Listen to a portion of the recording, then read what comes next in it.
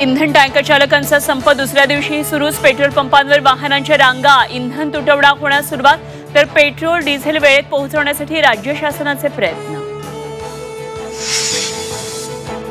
कोकण मध्य महाराष्ट्रामध्ये 5 जानेवारीनंतर पावसाची शक्यता. हवामान विभागाने व्यक्त केला अंदाज.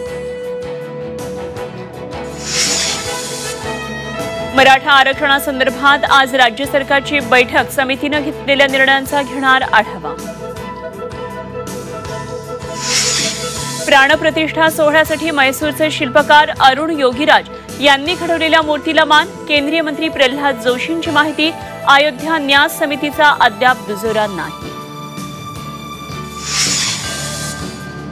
ठाण्यातल्या रेव पार्टीचं गौड बंगाल उघड. डीजे गोवा गेल या गळदुल्ला बाबाला आदरांजली वाहण्यासाठी रेव पार्टीचं आयोजन.